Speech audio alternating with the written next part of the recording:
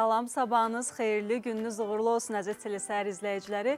24 dekabr tarixini yaşayırıq və sizinlə studiyada mən Könül və həmkarım İskəndərdir. Bugün də sizə çox aktual mövzularla gəlmişik, hansı ki artıq il sonudur və təbii ki Azərbaycanın 20 il ərzində siyasətindən və eyni zamanda iqtisadi, mədəni uğurlarından danışacağıq və təbii ki 3 saat ərzində bu prioritet məsələləri sizin diqqətinizə çatdıracağıq. Sabahın xeyir olsun İskəndər. Sabahın xeyir olsun Könül. Sabahınız xeyir olsun əziz telesəhər tamaşaçıları. Biz efirimizə başladıq və Könül qeyd etdiyi kimi bugün sizə telesəhər komandası olaraq biz 20 il Azərbaycanda baş verən bütün uğurlu məsələlərdən danışacağıq. Əslində, həqiqətən də fəxr dolu deyə bilərik ki, Azərbaycan bu son 20 il ərzində böyük bir nailiyyətlərə imza atıb və inanırıq ki, elə siz də bizə bugün diqqətli qulaq asacaqsınız. Həm tarixə qayıdacağıq, həm tarixi anları bir yerdə qeyd edəcəyik və eyni zamanda bütün Şuşa sakinlərini artıq rəsmən təbrik edə bilərik. Çünki onların köçk qarmanı baş verib və təsəvvür elə ki, mən elə bu həftə sonu o zonadan keçirdim və gördüm ki, köçk karvanı yola düşüb və sakinlərin və Şuşa sakinlərinin təbəssümü, Şuşa sakinlərinin ümumiyyətlə o pəncərədən belə baxmağı ayrı bir qürur hissidir və onlar da səbirsizliklənirdilər ki, tez Şuşaya çatsınlar və Şuşada həyat yenə tez-tez bunu qeyd edirik ki, dirçəlir. Bu bizi çox sevindirir və inanıram ki, əslində orada yaşayan sakinlər də Şuşa üçün böyük bir töhfələr verəcək. Bəli, səhərimizi belə bir sevindirici xəbərlə başladıq. Çünki daha 51 ailə Şuşaya köçürülüb və hal-hazırda biz o gözəl və möhtəşəm görüntüləri bir yerdə izləyəcəyik.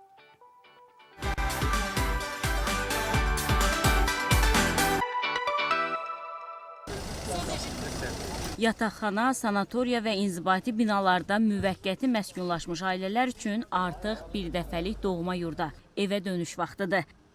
İlk dəfədir görəcəm oraları, sevinirəm. Həm də ki, kədər hissi də var ki, şəhidlərimizə görədir. Allah onlara rəhmət eləsin, Allah qazilərimizə kömək olsun.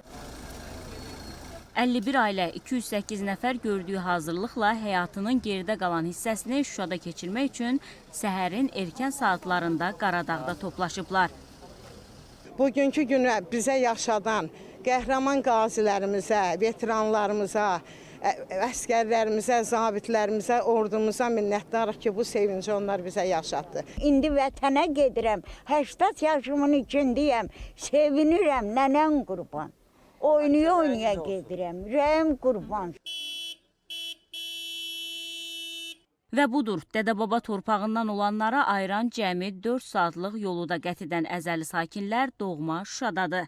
Onların həyatını əvvəlki axarına qaytarmaq üçün hər cür şəraitlə təmin olunan evlərin açarları da Şuşalılara təqdim edilib. Qeyd edək ki, hazırda Qarabağda və Şərqi Zəngəzurda ora köçürülən keçmiş məcburi köçkünlərlə yanaşı, bu bölgədə aparılan layihələrin icrasında çalışan, həmçinin ayrı-ayrı dövlət qurumlarının yerli bölmələrində xidməti vəzifələrini yerinə yetirən ümumilikdə 30 minə yaxın insan yaşayır.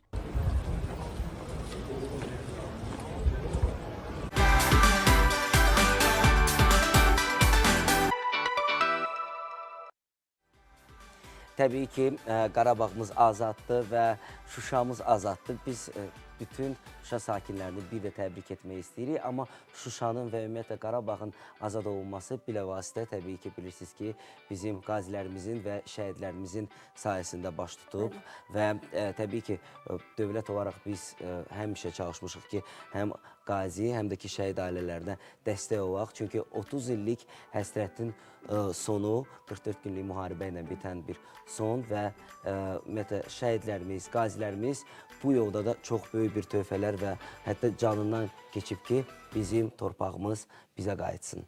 Bəli, 30 illik həsrətə 44 gündə son qoydu bizim qəhrəmanlarımız və təbii ki, müharibədən dərhal sonra cənab Prezident İlham Əliyev tərəfindən ərazi bütövlüyümüz uğrunda yaralanan və şəhid olan hərbçi ailələrinin təminatına dəstək olmaq üçün Yaşad fondu yaradıldı və ümumilikdə 3005 şəhid ailə üzvlərinə, belə 7087 yaralının ehtiyacları da qeydə alınıb və gəlin bununla bağlı görüntüləri bir yerdə izləyək.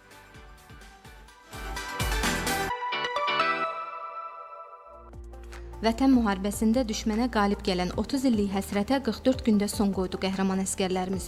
Bu yolda minlərlə qəhrəmanımız canından, qanından keçdi. Dövlətin də əsas prioritetlərindən biri məhz qazilərimizə, şəhidlərimizin ailələrinə dəstək və qayğıdır. Postmüharibə dövründə sosial dəstək tədbirləri 100 mindən çox şəxsi əhatə edib. Bu kateqoriyadan olan şəxslərin mənzil, fərdi ev və avtomobillərlə təminatı proqramı dəfələrlə genişləndirilib, müavinatlar artırılıb. Ölkəmizdə 15 mindən çox şəhid ailəsi və müharibə ilə əlaqədar əlilliyi olan şəxs mənzillərlə və fərdi evlərlə təmin olunub. Bu proqram davam etdirilməkdədir. Cənab Prezidentin tapşırığına əsasən həm Bakıda, həm regionlarımızda sözügedən kateqoriyadan olan vətəndaşlarımızın təminatı prosesi həyata keçirilməkdədir. Və eyni zamanda mən qeyd edeyim ki, müharibə ilə əlaqədar əlilliyi olan şəxslərimizin reabilitasiya vasitəsi olaraq avtomobillə təminatı prosesi də Sosial Xidmətlər Agentliyi tərəfindən həyata keçirilir. Ümumilikdə indiyə qədər 7700-dən çox avtomobil sözügedən kateqoriyada olan şəxslərə verilib. Müharibədən dərhal sonra Prezident İlham Əliyev tərəfindən ərazi bütövlüyümüz uğrunda yaralanan və şəhid olan hərbiçilərin ailələrinin təminatına dəstək olaraq Yaşad Fondu yaradıldı. Fond tərəfindən bu günə kimi ölkə ərazisində 3500 şəhid ailə üzvlərinin, habelə 7087 yaralının ehtiyacı qeydə alınıb. Biz bütün şəhidlərimizin ailə üzvlərində oldu, onların ailələrinin, ailə üzvlərinin ünvanlarında ziyarət etdik. Mövcud vəziyyəti, mövcud ailələrin qayğılarını öz gözümüzlə gördük və mövcud problemləri götürüb elektron informasiya sistemi vasitəsilə mərkəzləşdirilmiş sistemə ötürdük və dərhal biz ödənişlərə həyata keçirdik və bu ödənişlərin 42 milyon manatdan artıq vəsait xərclənib məişət şəraitinin yaxşılaşdırılması istiqamətində. Tibb istiqamətində Yaşad Fondu bugünə qədər 191 nəfər şəxsin müalicə olunmaq məqsədi ilə qardaş Türkiyə dövlətinə göndərib və bizim hal-hazırda orada 5 nəfər bizim yaralımız öz müalicəsini bu gün də uğurla davam etdirir. Bundan əlavə Yaşad Fondu tərəfindən şəhid ailələrinin istehlak kreditləri və digər borc öhdəlikləri də qarşılanıb. Eyni zamanda müalicə psixoloji dəstək xərcləri də ödənilib. Gülnar İlqarqızı, Zaur Həşimov, Telesəhər.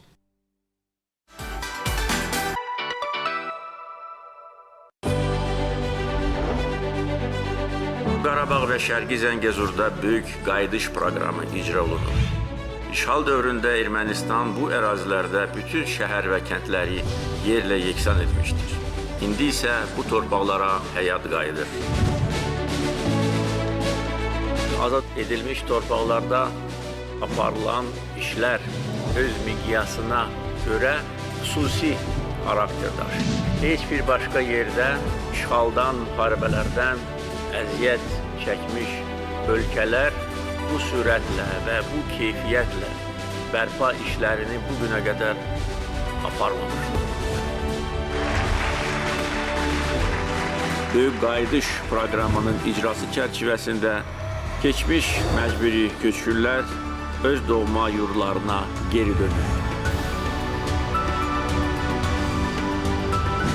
Qarabağ və Şərqi Zəngəzur bölgəsi nəinki Azərbaycanın, Qafqazın, dünyanın ən gözəl yerlərindən biri olacaq.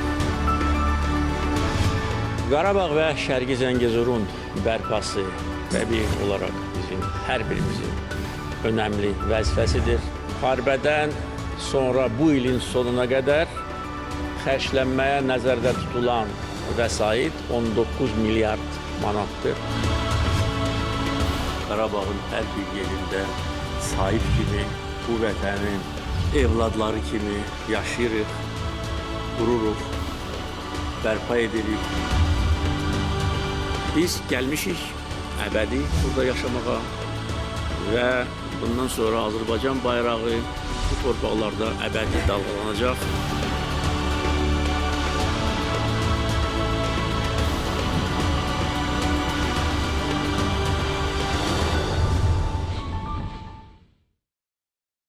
Bəli, ölkə başçısı hər zaman Qarabağda gedən quruculuq işlərini diqqətlə izləyib və iş yerlərində yaxından tanış olmaq üçün də tez-tez səfərlər edirdi. Elə 2023-cü ilin oktyabrın 17-sində də Füzuli şəhəri günü kimi elan olunmuşdu və Cənab Prezidentin orada sakinlərlə görüşü haqqında çox maraqlı, gözəl kadrlarımız var və biz yenidən keçən ilə səyahət eləyəcəyik. Hətta, bəli, yadıma gəlirsə, o kadrlardan birində o hətta qeyd edir ki, uşaqlara yaxşı baxın, uşaqları yetişdirin, çalışın ki onlar vətənpərvər olsunlar və mən düşünürəm ki, əslində cənab prezidentimizin elə gənclərlə bağlı olan siyasəti də bu işdə çox xüsusi bir yer və diqqət alır və elə təklif edirik ki, vətənə bağlı olan gənclərimizdən danışmışkən elə bizim cənab prezidentimizin elə Füzuli şəhər sakinləri ilə görüşəndə çıxış nitqini təqdim edək və oradan xüsusi bir görüntülər var ki, sizə təqdim olunacaq.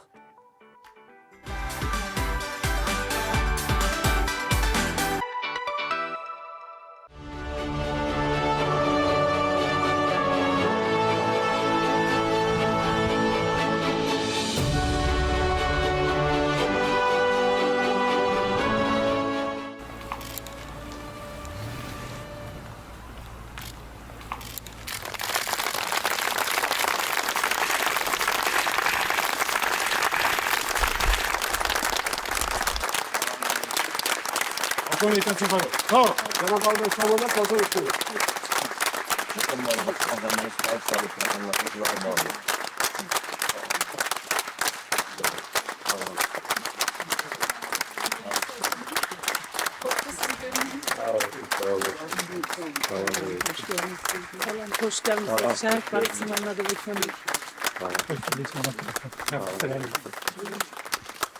Tebrik ederim Cenab-ı Sağ ol. Var olasın. Allah'a şükür ki Füzul'da da görüşemedik. Teşekkür ederim. Hoş geldiniz size. Sağ olun. Sağ olun. Hoş gelmişsiniz. Siz de hoş geldiniz.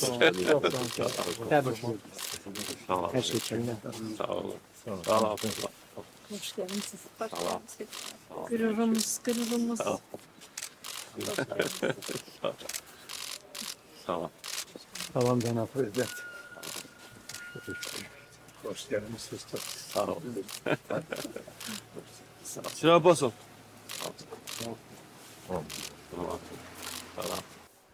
Necə də gözəl bir gündür. Siz mənə xoş gəlmişsiniz deyirsiniz.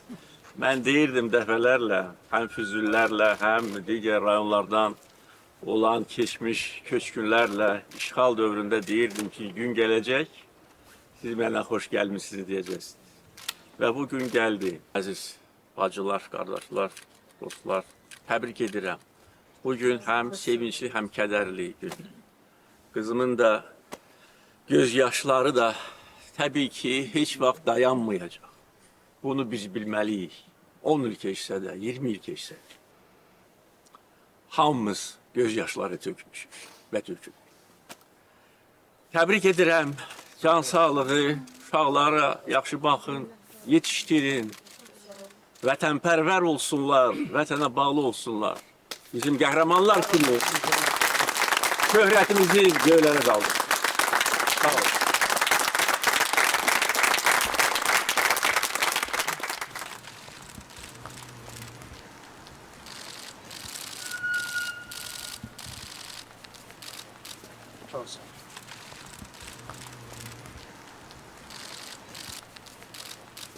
Allah sizi var eləsin.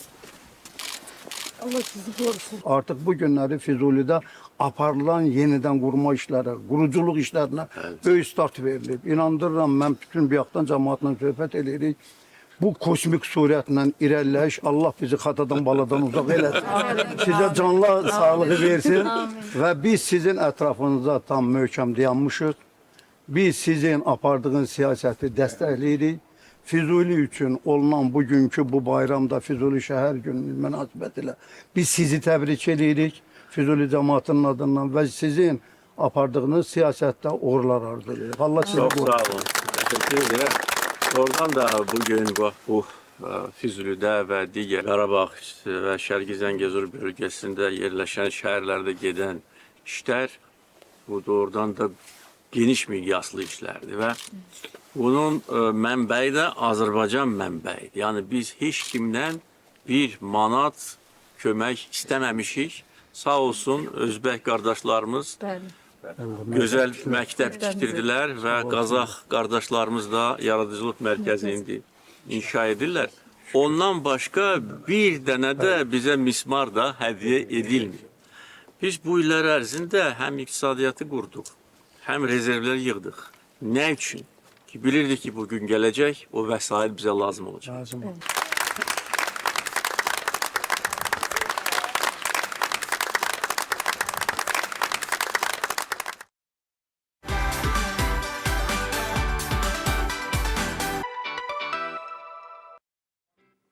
Bəli, biz davam edirik, hörmətli telesəhər tamaşaçıları və əslində mədəniyyət, incəsənət hər bir xalqın, belə deyək də, çox önəmli olan bir, mən düşünürəm ki, məqamıdır. Çünki hər bir xalq adətən öz mədəniyyəti ilə və incəsənəti ilə fəxr edir və cənab prezidentimizin də bununla bağlı bir sıra tez-tez mədəniyyət xadimləri ilə görüşləri olur, incəsənət xadimləri ilə görüş olur və onlar da adətən öz təşəkkürünü bilirlər cənab prezidentə. Çünki cənab prezidentin daim diqqəti məsələ mədəniyyətdə və incəsənətdədir.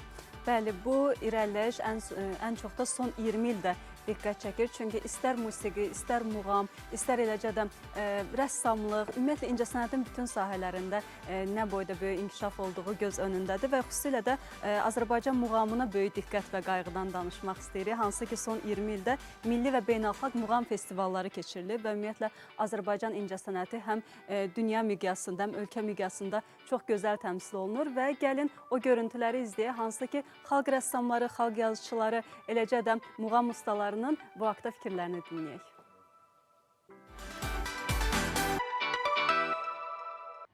Azərbaycanı dünyada tanıdan bizim ziyalılarımızdır. Alimlərimiz, rəssamlarımız, şairlərimiz, yazıçılarımız, bəstəkarlarımız da ölkə başçısının bu fikri mədəniyyət və incəsənət sahəsinə necə həssas yanaşdığının bir göstəricisidir. Sənət adamlarının uğuru əlbəttə ki, tamaşaçı sevgisi, alqışı, bir də onlara yaratmaq həvəsi verən dövlətin dəstəyi, qayğısıdır. İlham Əliyev Azərbaycan sənətinə də, ədəbiyyatına da, kinosuna da, teatrına da atası kimi çox qayğı ilə yanaşır və Azərbaycanın çiçəklənməsi üçün əlindən gələni əsirgəmir. Onun gördüyü işlər göz qabağındadır. Bizim ən ağır, ən belə bütün insanları sarsıdan bir məsələmiz vardı ki, Qarabağ məsələsi. Heç kim, mən təsəvvür eləmirəm, bunu həll eləyə bilməzdi. Aktyorların təqaüd məsələləri, aktyorların mükafat məsələləri və yaxud ev məsələləri, bunları hamısı ulu öndərdən gəlir. Və heç də bilirsiniz, bunu mən qeyd eləməliyəm ki, bir gözəl sözü var hal-hazırda möhtərəm prezidentimiz İlham Əliyevin ki, mən atamın yolunu davam edəcəyəm. Və bugünkü də görürsünüz ki, istər hərb sahəsində, istər iqtisadiyyat sahəsində, istərsə də mədəniyyət və incəsənət sahəsində o yola davam edir və o qayğını biz hiss edirik. Cənab Prezident İlham Əliyev hakimiyyətə gəldiyi ilk vaxtlarda deyirdi, xalqımızı xalq kimi, millət kimi qoruyub saxlayan bizim ənənələrimiz, ədəbiyyatımız, ana dilimiz və mədəniyyətimiz olub. Mədəniyyət, ədəbiyyat, milli musiqi, ana dilimiz, tarixi keçmişimiz. Biz bu sahələrə böyük diqqət göstərməliyik. Bilirsiniz, biz ölkə başçısının fəaliyyətində mədəniyyətə xüsusi diqqəti həmişə hiss eləmişik. Mədəniyyəti olmayan xalq, mədəniyyəti təsirli olmayan xalq heç bir sahədə qələbə qazana bilməz ki, ölkə başçısı təkrar bunu vurğulayıb bir çox tədbirlərdə. İstər muğam müsabiqələri, istər müxtəlif başqa layihələr ki, həm Heydər Əliyev Fondu tərəfindən, həm Mədəniyyət Nazirliyi tərəfindən həyata keçirilir. Yəni ki, ölkə başçısının siyasətinin bir hissəsidir ki, Azərbaycan öz milli mənəvi, mədəni dəyərlərini qoruyub saxlamalıdır. Bu, müasir qlobal dünyada əriyib itməmək üçün. Rəssamlar İttifaqında görüş olanda biz Fərhad Salxavliyanımızla qayıtdı, mənə bilirsiniz, mən Leonardo da Vinci tanıyıram, bir dənə rəssam bütün İtaliyanı dünyaya tanıtırım. Siz də çalışın, onun kimi sənətkar olun, dünyanı Azərbaycanı tanıdın. Və deyə bilərəm səmimi ki, bizim cənab prezident İlham Əliyev nəinki Azərbaycan tarixində, dünya tarixində bir qəhrəman prezident kimi alınır. Azərbaycan muğamına da böyük diqqət və qayğı göz önündədir. Birinci vitse-prezident Heydər Əliyev Fondu və Mədəniyyət Fondunun prezidenti Mehriban Əliyevanın təşəbbüsü və dəstəyi ilə muğamlarımızın öyrənilməsi və təbliği daha geniş vüsət aldı. Son 20 ildə milli və beynəlxalq muğam festivallarının keçirilməsi, müasir standartlara cavab verən muğam mərkəzlərinin tikilib istifadəyə verilməsi bu sənətə marağı da artırdı, həvəsi də, sevgini də. İndi laf şərəflə oxuyuruq ki, azad olmuş torpaqlarda da bu çıxışlarımız olur. Cənab prezidentimizə mən öz ailəmin adından, öz Qarabağlılar adından təşəkkürümü bildirmək istəyirəm ki, bizim göz açdığımız o torpaqları, Qarabağ torpağın bizlərə necə deyərlər, azad edib bizləri o torpaqlara qaytarır. Vaqif Poeziya günlərinin, Xarı Bülbül festivalının mədəniyyət paytaxtımız Şuşada keçirilməsi, beynəlxalq mədəni kütləvi tədbirlərin Qarabağda təşkili, işğaldan azad olunan torpaqların şəhər günlərinin keçirilməsi, silahlı qüvvələrin Ali Baş Komandanı İlham Əliyevin uzaqgörən siyasətinin nəticələrindəndir. Bütün bunlar isə onu deməyə əsas verir ki, Azərbaycanın mədəni həyatı gələcəkdə daha zəngin olacaq, ölkəmiz yüksək inkişaf etmiş mədəniyyət diyarına çevriləcək. Gülnar İlqar qızı, Faris Səlimov, Telesəhər.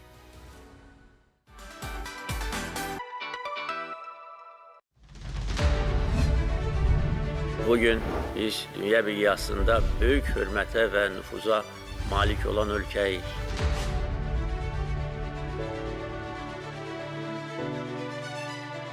Dünya ictimaiyyəti bizim siyasətimizi bəyənir və dəstəkləyir. Əgər belə olmasaydı, 155 ölkə bizi BMT Təhlükəsizlik Şurasına üzv seçməzdi. Əgər belə olmasaydı, 120 ölkə qoşulmama hərəkatına sədr seçməzdi. Əgər belə olmasaydı, Dünya Birliyi COP29 konferansının Azərbaycanda keçirilməsi ilə bağlı qərar qəbul etməzdi.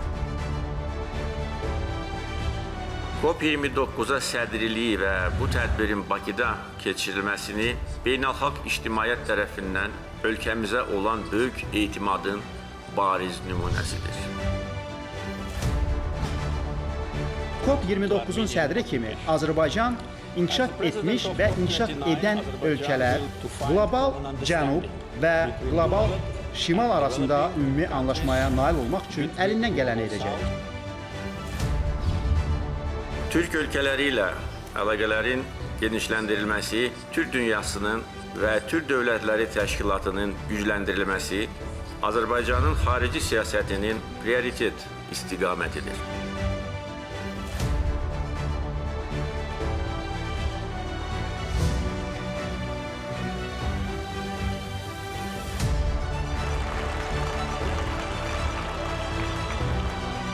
Azərbaycan şimal ilə cənub, qərb ilə şərqin qovuşduğu ölkədir və bu təkcə coğrafiya ilə bağlı deyil. Biz müxtəlif beynəlxalq iştirakçılar arasında siyasi, mədəni, enerji, ticari və nəqliyyat körpülərini sala bilərik.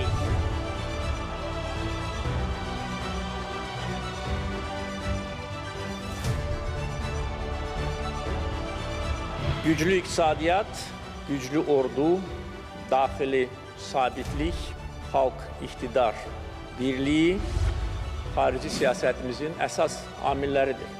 Ona görə bundan sonra da xarici siyasətimiz çox aydın olacaq, açıq olacaq.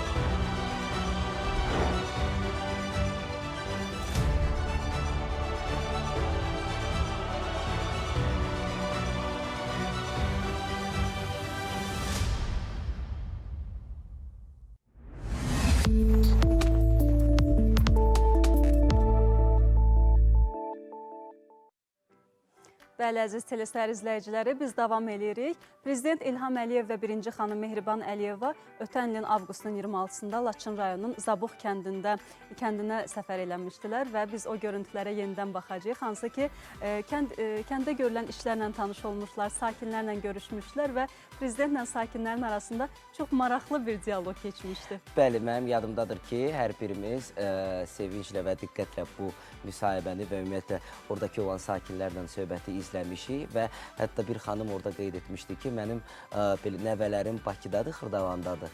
Mən istəyərdim ki, onlar da mənim yanıma gəlsinlər və təbii ki, bu təşkil olundu və nəzərə alındı. Onlar da dəvət olundu.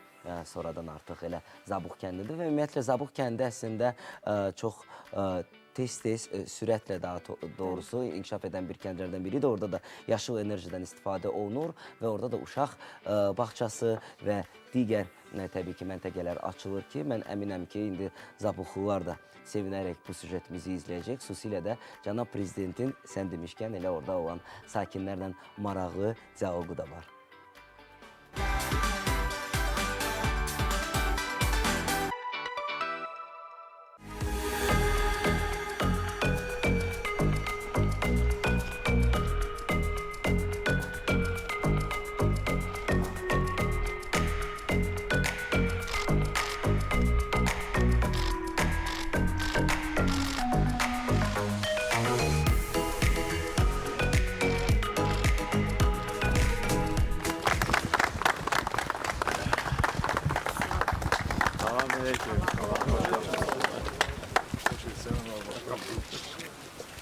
Hoş gelmişsin.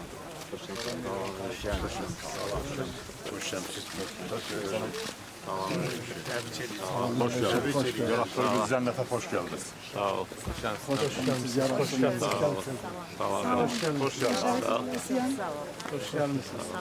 Sağ olun. Tebrik ederim sizi. Tebrik ederim sizi. Tebrik ederim. Yüz yaşlı. Hoş geldiniz. Çok sağ olun. Çok sağ olun. Allah Çok sağ olun. eski eləməsin sizi. Sizin yarattığınız cennet. Hoş gelmiş. Çok sağ olun. Bizden sonra 31 ildən sonra. Allah köməyiniz olsun. 31 il, 102 gündür ki mən bura gəlməmişim. Bugün buradayım. Hansı tarixdə Zabuqdan çıxmışsınız? 92-ci ilin mayının 16-sında çıxmışam. Mən 16 çıxmışam. Lakin şəhəri işğal olunmamışdı. Çıxdıq, sonra... Buranı işğal elədilər, ondan sonra... Bəli. Allah sizə ömür versin. Allah sizə ömür versin. Harada yaşayırdınız bu illər ərzində? Bu illər ərzində Sarıqayda yaşamışam. Sonra Sumqayıtda, yataqxanada yaşamışam. İndi Quba yolunun üstündə fərdi evimiz var. Orada yaşamışam. Artıq vətəndəsiniz. Ondan böyük xoşbəxtlik ola bilməz. Çox sağ olun. Allah köməyiniz olsun. O Zabuq kəndidə tamamilə yeni görkəm alır. Cənnət yaptınız. Allah köməyiniz olsun. Allah razı olsun. Siz dünən gəlmişsiniz. Birinci köçənlərdən. Elədir. 31 ildən sonra artıq vətəndaşlarımız öz dədə-baba torpaqlarına qayıdır. Bundan böyük xoşbəxtlik ola bilmir. Çox sağ olun. Hamısı sizin sayənizdə oldu. Əminəm ki, siz də hər zaman inanırdınız ki, bu gün gələcək. Və siz Allah sizə ömür versin. 44 günlük müharibədə siz böyük bir kütləvi informasiya vasitələrində gördüyünüz iş belə. Böyük bir jurnalist ordusunuz, böyük bir muxbir ordusunun işidir və hamını öz yerində oturtdunuz. Və bugün bizim üçün həm də gözəl günlərdən biri ki, Mehriban xanımın bugün ad günüdür. Və biz hamımız, hamılıqla, uzun ömür, can sağlığı arzulayırıq Mehriban xanımın. Allah ömür versin, əskik olmasın. Əskik olmasın. Lakin şəhərli günüdür. Şəhərimiz bu, bayrağımız düz olsun. Allah, nənə, sağ ol. İnşallah. Hoş geldin. Sağ ol. Allah Sen de hoş gelmişsin. Allah senin şanını sağ eylesin. Sağlıca kalışın. Oğlumu rahmetli gibi içine çıkıyor. Benim olduğum otağım diyorum. Ben ölen oğlumun yoldaşım. Teşkil eylesin. Mehriban xanım, nə lazımsa onu həll ediyor. Kurban olmuşsun. Allah sizi korusun. Oğlu rəhmətə gedir. İstəyir ki, onun oğlu, uşağı, ailəsi buna yaxın olsun. Gəlsinlər bura. Hə, gəlsinlər bura, yaxın olsun. Gəlsinlər əlbəttə. Qırqalanda. Onlar əlbəttə gələcəklər. Bütün zabuqlar gələcək. Eviniz necə, rahatdır? Rahatdır, hər şey yaxşı. Hər şey yaxşı. Yaxşıdır. Allah sizə Nənənin yaxın qohumları da gələcək. Yəqin ki, bir müddətdən sonra xahiş odur ki, onların da yeri ona yaxın olsun. Onu təşkil eləyərsiniz. Bütün zabuqlar qayıdacaq. Yəni, mən şübhə eləmirəm.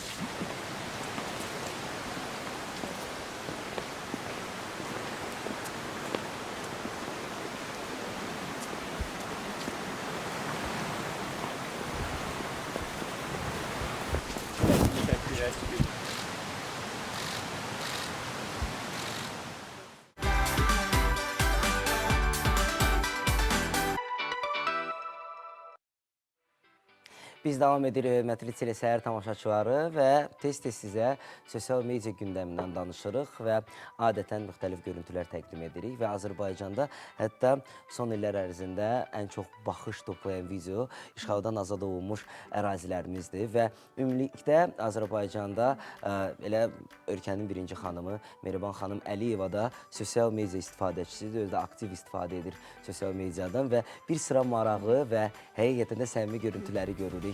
Yol boyu cənab prezidentlə bərabər maşında əyləşib, ümumiyyətlə, hansısa bir mahnıya qulaq asanda yolu çəkir və eyni zamanda sakinlərlə görüşəndə tez-tez hətta onun əl işlərini də biz görə bilirik sosial şəbəkədə və düşünürəm ki, əslində bu dəfə biz Kəlbəcərdən olan xüsusi görüntüləri də mütləq sizə təqdim etməliyik. Bəli, o görüntüləri birinci dəfə görəndə İskəndər yadımdadır ki, cənab prezident maşınla gedirdi və Mehriban xanım da onu telefondan çəkirdi və həmin o dağların görüntülərini, yəni illər sonra ilk dəfə olaraq görmüşdük. Və indi sizə təqdim edəcəyimiz görüntüdə də cənab prezident orada Kəlbəcər dağlarına çıxır və arıçılarla görüşür. Çox səmimi və hətta bal təqdim edir. Bəli, hətta ona bal da təqdim edirlər və bütün bu görüntülər Mehriban xanımın Instagram hesabında öz əksini tapmışdı. İndi hal-hazırda bir yerdə təkrar o görüntüləri izləyəcəyik.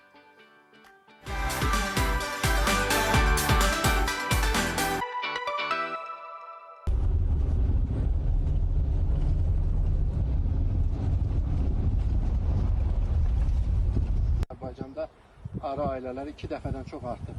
Bizim balımız da çox keyfiyyətlidir. İndi bax, Kəlbəcər balı yəqin ki, daha da bütün digər yerlərdən daha da keyfiyyətli olacaq. Ona görə həm daxili bazarı gəlir təmin edəsiniz, həm də ki, ixrac. İxraca da bizim bal yönələcək inşallah. Göstərmə bir şey var?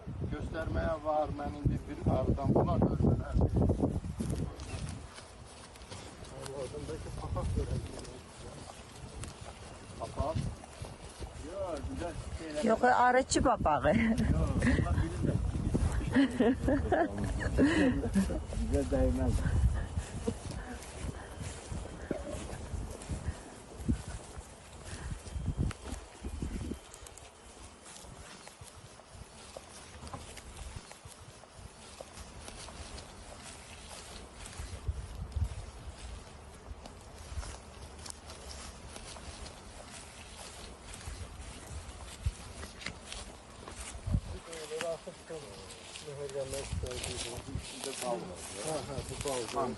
Bu baldır, bəli, bu baldır.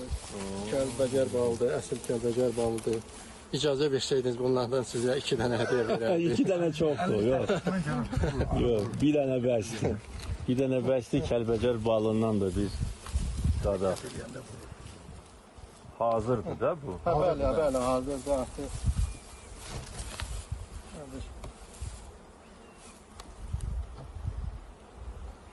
Bu kötüyüm öyle yaxşıdır. Yaxşıdır, yox. Birinci götüyüm yaxşıdır. Daha yaxşıdır. Yaxşı. Yaxşıdır. O birində başqa işdən taparam. Yox, yox, biri bəsdir. Bir dənə bəsdir. Bir dənə bəsdir. Çox Bizə elə sağ ol. rob eləmək. Yox, bizə dəyməz. O bilir ki, biz kimi.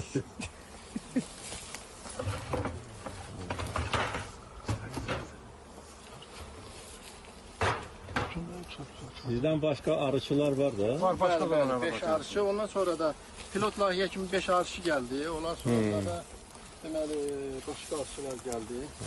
O bir dənə də çıxardacaq. Yox, yox, bəsdir. Orada arı qalıb üstündə. Tam möhrü olmadı. Ona görə istəyirəm bir tam möhrü. Yox, elə bu kifayətdir.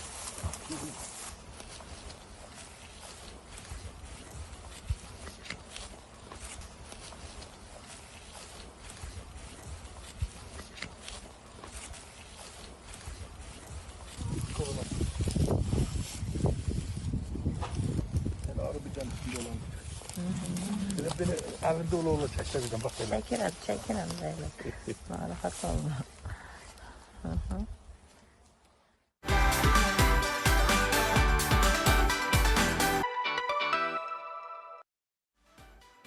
Bəli, əziz tamaşaçılar, biz davam edirik. Sırada günün ən maraqlı mədəniyyət xəbərlərini təqdim eləmək istəyirik. Bilirik ki, 31 dekabr Dünya Azərbaycanlılarının Həmrəylik günü və yeni il münasibətilə silsilə tədbirlər və konsertlər təşkil olunur və onlardan biri isə bu dəfə həssas əhali qruplarından olan şəxslər haqqındadır. Hansı ki, onların sosial reabilitasiyası, eyni zamanda cəmiyyətə inteqrasiyası məqsədi ilə keçirilən tədbirlər həm də İskəndər şən əhval-ruhiyyə ilə yadda qalıb. Çünki bu tip tədbirlərin keçirilməsi həmin insanların həm reabilitasiya dönəminə çox yaxşı təsir göstərir, eyni zamanda çox gözəl bir motivasiya xarakteri daşıyır mənə görə. Əslində sən bax bayramlardan danışdın, yeni il bayramı da gəlir və bir sıra ümumiyyətlə tətil günlərində hər kəs səyahət edəcək və bəzi təbii ki, elə vətəndaşlarımız, Azərbaycanlılar gedəcək xarici ölkələrə və oradan xoş, müsbət bir təsirlə qayıdacaq və o ölkələrdən biri məhz elə İtaliyadır və sizə də yaxşı bir xəbərimiz var. Ola bilsin ki, Trevi fontanını, yəni fəvarəsini görmək istəmişsiniz, amma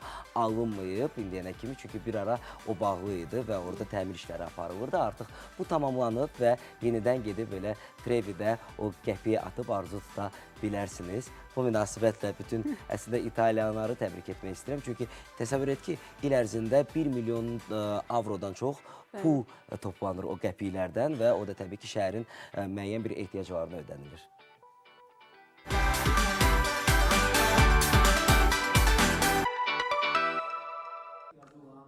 Əmək və Əhalinin Sosial Müdafiəsi Nazirliyinin tabeliyində Sosial Xidmətlər Agentliyi xüsusi qayğıya ehtiyacı olan uşaqlar üçün yeni il şənliyi təşkil etdi. Tədbirə agentliyin 1 və 2 saylı sosial xidmət müəssisələri və 1 saylı uşaq evi sosial xidmət müəssisəsinin benefisiarları qoşuldular. Qonaqlar uşaq evi sakinlərinin hazırladıqları rəsm əsərləri, xalçaçılıq, toxuculuq və digər sənət nümunələrinin sərgisi ilə də tanış oldular. Nağıllar aləminə səyahət edək. Şənliyin ən yadda qalan anı isə Peter Pan və Wendy'nin Bremen musiqiçiləri ilə macerası tamaşasının təqdim edilməsi oldu. Tamaşada 20-yə yaxın uşaq iştirak edir. Biz artıq bir aydan artıqdır ki, bu tamaşaya böyük həvəslə hazırlaşırıq və güman edirik ki, bugün sizi sevindirdik. Bizim uşaqlar çox sevindilər və güman edirik ki, tamaşaçıları da çox sevindirdik və hər bir uşaq buradan xoş təəssüratlarla ayrıldı.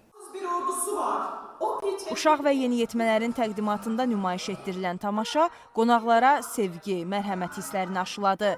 Onları dostluqda sədaqətli olmağa çağırdı. Mənə indi aydındır. Burada nəsə başqa bir məsələ var. Burada heç bir məsələ yoxdur. Sadəcə o çıxıb gedir, Peter. Mənim rolum Pəridir, yəni Peter Pan'ın ən yaxın dostu Pəriyəm.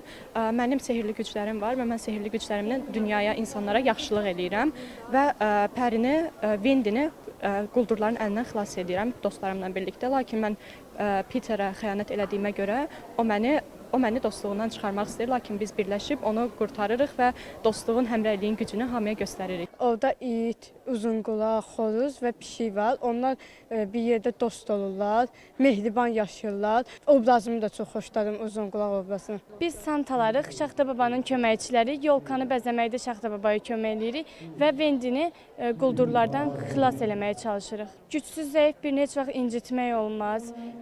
İnsanlara qarşı mehriban olmaq lazımdır və güc birlikdədir, onu demək istəyirik. Şənlikdə uşaq və yeniyetmələrin ifasında müxtəlif musiqi parçaları səsləndi.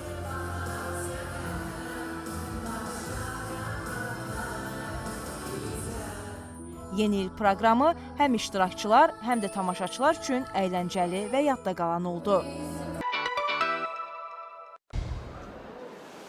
Romaya səyahət edən turistlərin mütləq ziyarət etdiyi məkanlardan biri, bəlkə də birincisi Trevi fəvvarəsidir.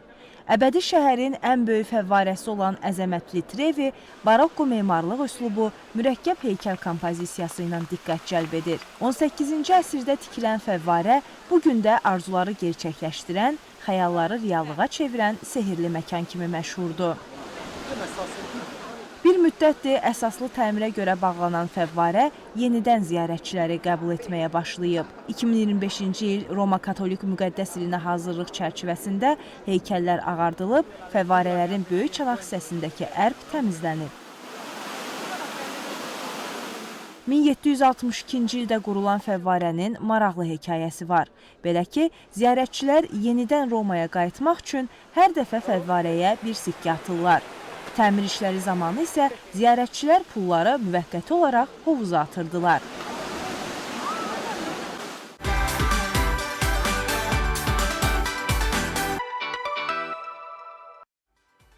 Bəli, hörmətli telesəhər tamaşaçıları, biz davam edirik və Azərbaycanda 2024-cü ildə mühüm tədbirlərdən biri. Mən düşünürəm ki, ümumiyyətlə Azərbaycan təqvimində 24-cü ilə əsasən ən vacib tədbirlərdən biri təbii ki, COP29 tədbiri oldu və bilirsiniz ki, COP29-da da müxtəlif ölkələrdən Azərbaycana buyurmuş həm turistlər, həm qeydiyyatdan keçənlər tədbir iştirakçıları var idi ki, mən əslində çox fəxrlə deyə bilərəm ki, Könül, COP29 çox yüksək səviyyədə keçirildi. Bəli və gözləntiləri tamamilə yəni qarşıladıq və Azərbaycan ümumiyyətlə bu tip tədbirlərdə, beynəlxalq tədbirlərdə öz sözünü artıq demiş bir ölkədir və COP29-u amma boykot eləyən bəzi qərb ölkələri və onların havadarları vardı ki, onların da yəni düşüncələri, planları, bəli, təbii ki, özləri itirdilər və cənab prezidentin çox yadda qalan bir çıxışı var idi və o qeyd eləmişdi ki, 196 ölkədən gəlmiş və qeydiyyatdan keçmiş 72 min iştirakçı var və təbii ki, biz o çıxışı təkrar yenidən izləmək istəyirik. Buyurun əziz tamaşaçılar, ondan sonra isə efirimiz davam edəcək.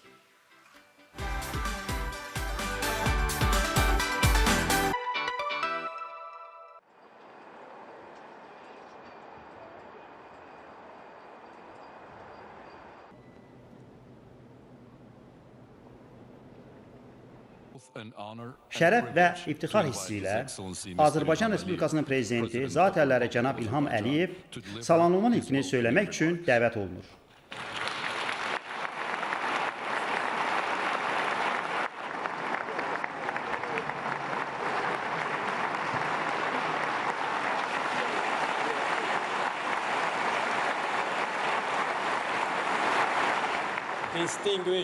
Hörmətli BMT-nin baş katibi, hörmətli dövlət və hökumət başçıları, xanımlar və cənablar, mən sizin hamınızı Azərbaycanda salamlayıram.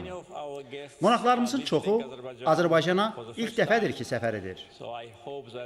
Ümid edirəm ki, onların ölkəmizlə daha yaxından tanış olmaq, onun tarixini, ənənələrini və mədəniyyətini öyrənmək imkanı olacaqdır. Əfsuslar olsun ki, ikili standartlar, digər ölkələrə dərslər vermək adəti və siyasi riyakarlıq bəzi qərb ölkələrindəki bir sıra siyasətçilər, dövlət nəzarətində olan QHT-lər, yalan xəbər mediası üçün fəaliyyət metoduna çevrilib. Mənim sonuncu mesajım təxminən bir ildir ki, boykotu təşviq edən dairələrədir. Onlar əllərində olan bütün alətlərdən istifadə etdilər ki, Bakıda COP29-un boykot kampaniyası başlansın. Onlara pis xəbər var. Bizim 196 ölkədən gəlmiş və qeydiyyatdan keçmiş 72 min iştirakçımız var.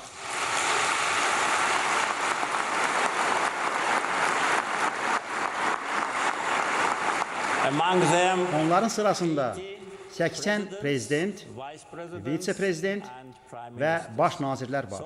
Beləliklə, dünya Bakıya toplaşıb və biz bütün dünyaya deyirik. Azərbaycana xoş gəlmisiniz. Sağ olun.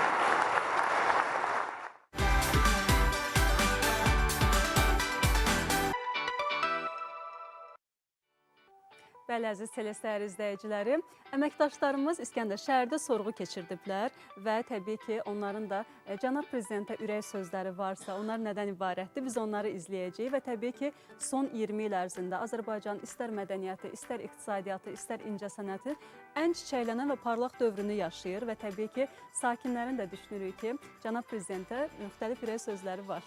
Bəli, adətən biz tez-tez maraqlı sorğular izləyirik və bu dəfə sorğumuz məsələ sakinlərin cənab prezidentə olan ürək sözlərindən bəhs edir.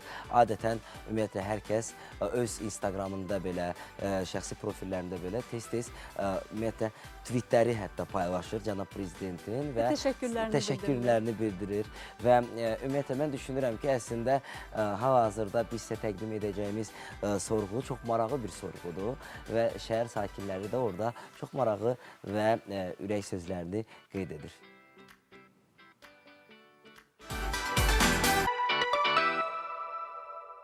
Bütün Azərbaycan xalqı prezidentə minnətdar olmalıdır. Nəyə görə deyim?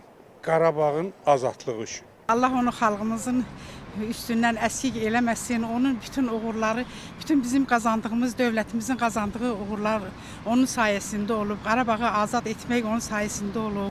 Mən özüm bu 44 günlük müharibədə döyüşlərdə olmuşam. Onun həmişə onun dəstəyinə, ondan sonra onun o dəmir yumruğuna biz həmişə heyran olmuşuq. Cənab Prezidenti mən səmimi qəlbdən təbrik edirəm. Uzun ömür can sağlığı arzu edirəm. Cənab Prezidenti ad günü münasibəti ilə ürəkdən təbrik edirəm.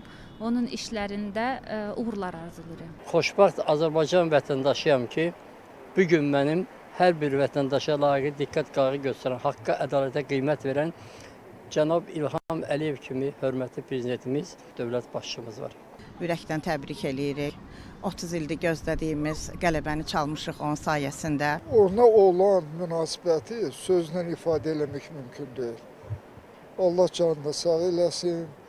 Allah ulu öndərə rəhmət eləsin. Cənab Prezident Azərbaycan xalqının simvoluna çevrilib. Azərbaycan gəncləri üçün həm öz idmana olan sevgisi ilə, həm öz zəkası ilə, həm apardığı uğurlu siyasətlə bir örnəkdir, nümunədir və həmçinin bir stimuldur. Ona uzun ömür, can sağlığı, Allah Teala onu bu millətin, bu dövlətin üstündən əski eləməsin, 100 yaşasın. Biz fəxr edirik ki, İlham Əliyev kimi bizim prezidentimiz var. Həqiqətən də biz cənab prezidentimiz İlham Əliyevlə fəxr edirik ki, yəni bu gözəl şəraiti bizim üçün yaradıbdır. Yəni torpaqlarımızı da almışıq. Ona can sağlığı arzulayıram, uzun ömür arzulayıram. Yaxşı ki o var, yaxşı ki o bizim ölkənin başındadır. Onun sayəsində bütün torpaqlarımız, zəbt olmuş torpaqlarımız geri qayıtdı. Allah bir də ona can sağlığı versin, şəhidlərimizə də rəhmət eləsin. Allah prezidentimizə can sağlığı versin. Prezidentimiz bizə elə bir qürur yaşadıb, elə bir yüksəklik yaradıb ki, Azərbaycan durduqca onun adı da, şöhrəti də daim yaşayacaq.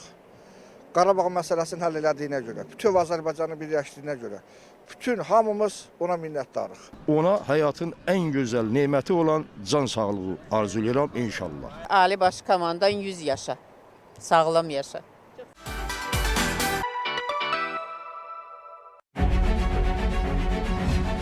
İlin əvvəlindən iqtisadi artım 4,3% təşkil edibdir. İqtisadi inkişaf templəri bir çox inkişaf etmiş ölkələrdə olan iqtisadi inkişaf templərini üstələyir. Xüsusi əhəmiyyət daşıyan məqam ondan ibarətdir ki, qeyri-neft sektorumuz 7% artmışdır. Ancaq təbii olaraq bizim əsas hədəfimiz iqtisadiyyatımızı bundan sonra da daha da şahaləndirmək və dayanıqlı inkişaf modelini təkmilləşdirməkdir. Xarici sərmayələrin cəlb edilməsi üçün, xüsusilə qeyri-neft sektoruna cəlb edilməsi üçün bir çox layihələr həyata keçirilir. Heç bir yerdən heç bir yardım almırıq. Əksinə, xarici borcu azaldırıq.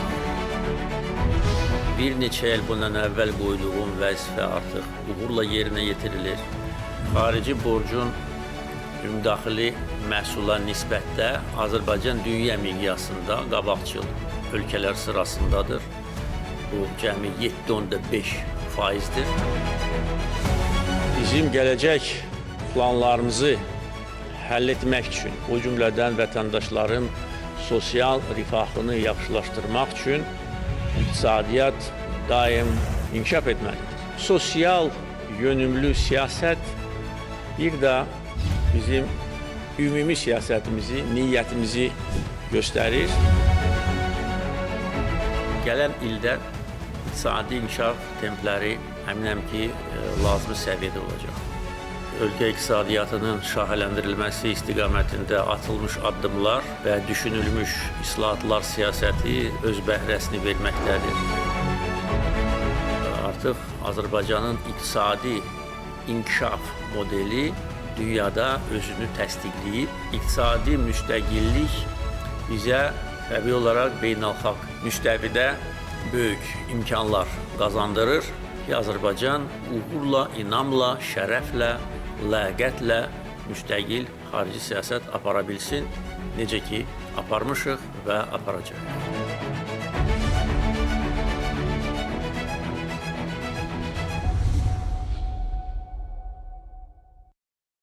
Bəli, hörmətli telesəhər tamaşaçıları, biz davam edirik və təklif edirəm ki, 5 iyul 2024-cü ilə qayıdaq. Çünki o zaman Azərbaycan Respublikasının prezidenti cənab İlham Əliyev, Özbəkistan və Qırğızstan prezidentləri Şuşaya səfər etmişdilər və orada bir sıra təqdim olunan təbii ki, yeni tikililərdən söhbət gedirdi və restavrasiyada olan ümumiyyətlə binalarla tanışlıq işləri aparılırdı və hətta orada çox maraqlı görüntülər də var idi ki, mən düşünürəm ki, o görüntülər hər kəsin yadındadır. Yadınıza gəlirsə, orada hətta bir rəssam eyvandan cənab prezidentə öz rəsm əsərlərini təqdim etmişdi.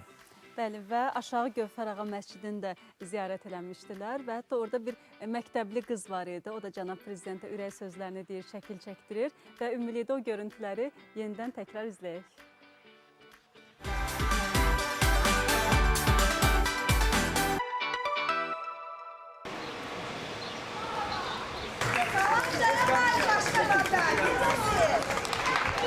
Hakkınız olan şehre hoş geldiniz.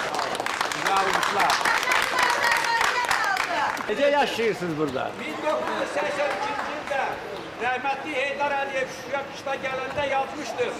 Oğlunu göylərdə tutan el gördüm Şuşada. 2003-cü ildə siz prezident seçkisinə gedəndə mətbuatda ilk dəfə canlı yayında mən sizə demişəm, yəni təbrik edib demişəm, yolun qarasında sına bəxtini, yolun adı elə azdır sənin üçün, Şuşaya yolları sən dolanmasan, bu dünya ömürlük dağdır sənin üçün. Şükür ki bu yolu dolandıq. Sağ ol, sağ ol. Sağ ol. Necə yaşayırsınız burada? Hər şey yaxşıdır. Şükür, şükür, şükür. Sağ ol. Şimdi qardaş ölkələrin rəhbərləri də gəlib Şuşaya. Gözəl tədbir keçiriləcək. Bu Rövşən müəllim bizim rəssamdır. Ha, inşallah. Yeni əsərlər var? Var. Buyurun, gəlin baxın. İnşallah bir yer ayırmışıq. Oradan görürəm balkonda. Bu yeni əsərdir də bu?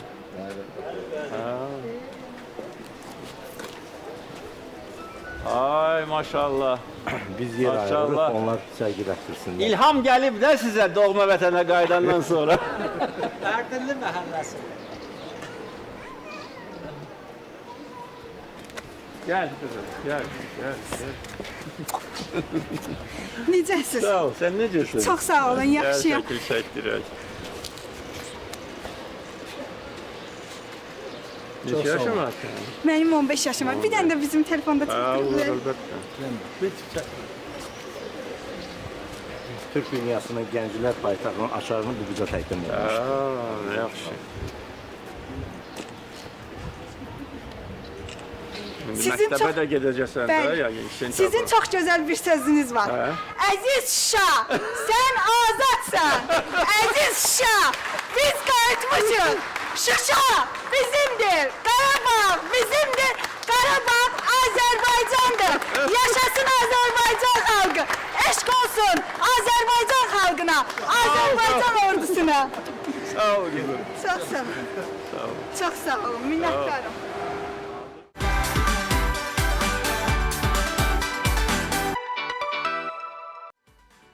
Sabahınız xeyir olsun, əziz telesəhər tamaşaçıları. Bir də xoş gördük hər birinizi. Güman edirəm ki, əhval-ruhiyyəniz yaxşıdır və günə yaxşı başlamısınız. Biz isə davam edirik və inanırıq ki, siz də elə bugünkü ümumiyyətlə günü çox produktiv keçirəcəksiniz. Çünki həftənin ikinci günüdür, dekabrın 24-düdür. Sizinlə studiyada mənəm İskəndər və həmkarım Könül. Bir də sabahın xeyir olsun Könül. Sabahın xeyir olsun İskəndər. Əziz tamaşaçılar, biz artıq ikinci saatımıza başladıq və təbii ki, bugün 20 il ərzində Azərbaycan inkişaf edən siyasətindən, iqtisadiyyatından, mədəni hadisələrindən danışacağıq və onlardan biri də təbii ki, gənclərlə bağlıdır və ümumiyyətlə gənclərin həm beynəlxalq arenalarda çıxışları, eyni zamanda müxtəlif festivallarda iştirakı yəni göz önündədir və bu sadəcə olaraq təkcə yəni müəyyən gənclər fondunun rəhbər vəzifəsində gənclərə keçib və motivasiya xarakterli yox, eyni zamanda mədəniyyət sahəsində də gənclərin çox yüksək inkişafını görürük və şəxsən mən öz adıma deyim ki, mən bir çox, yəni İskəndər yaxın aktyor, aktrisa heyəti, yəni çox sevdiyim insanlar var ki, onların da müəyyən işlərində, yəni prezidentin qayğısı danılmazdı və istər fəxri adların verilməsi, istər onların layihələrinin çox yüksək şəkildə dəyərləndirilməsi də buna sübutdur. Hətta tez-tez, misal üçün, idmançılarımız və ya hansısa bir incəsənət xadimləri xüsusi bir nüfuzlu bir qalibiyyət qazananda nə edirik? Biz tez-tez görürük ki, cənab prezident onları qəbul edir və onlarla söhbəti təbrik edir və hətta bax 2 fevral tarixində bilirsiniz ki, Azərbaycanda Gənclər Günüdür. Paylaşımlar görürük bununla bağlı. Cənab prezident Könüllülər Forumunda iştirak edir, Gənclər Forumunda iştirak edir və ona görə də həmişə qeyd edirik ki, Azərbaycanda gənclərlə bağlı siyasət çox yüksək səviyyədədir və əslində Könül sən demiş, elə bu motivasiyadır gənclərimiz üçün. Gənclərimiz cənab prezidentlə görüşür və cənab prezident onlara tövsiyələrini verir, söhbət edirlər və mən əslində istəyərdim ki, indi səninlə bərabər biz elə gənclər siyasəti ilə bağlı bir süjetimiz var, onu izləyək. Çünki indiki gənclərimiz də bu süjetə baxıb xüsusi bir motivasiya ala bilər və sonra qayıdacaq istəyəcəyimizdən.